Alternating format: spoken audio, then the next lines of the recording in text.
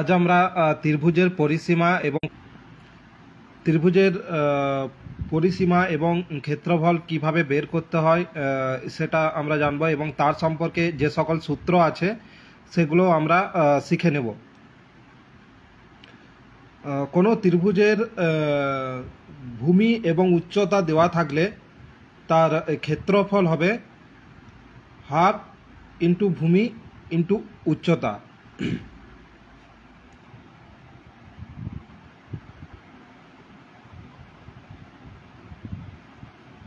ত্রিভুজের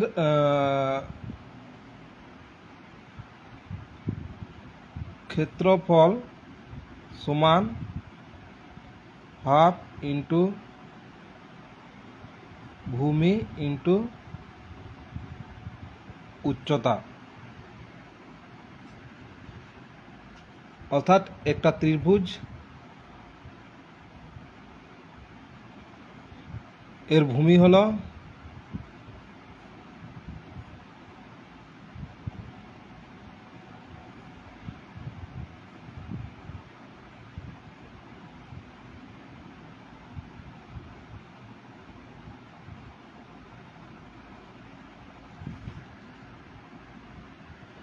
অর্থাৎ এর উচ্চতা, ত্রিভুজের উচ্চতা যদি এইচ ধরা হয় এবং তার ভূমি হবে এ বি হলো ভূমি।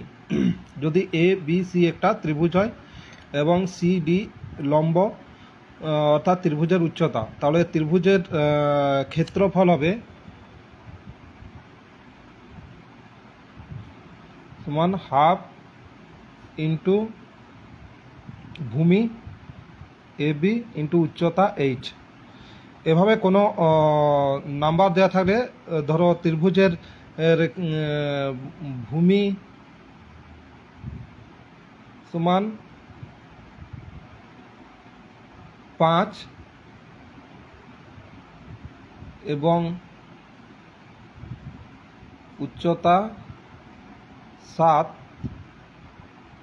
বা 8, উচ্চতা 8 হয়, তাহলে ক্ষেত্রফল সমান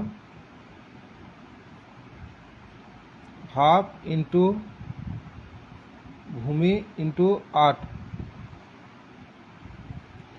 সমান 2 4 8, 4 5 20 বর্গ একক। 20 বর্গ একক লিখলাম কারণ আমরা এখানে কোনো সেমি বা মিটার এসব কোনো একক ধরিনি, সেই জন্য বর্গ একক হবে। এবং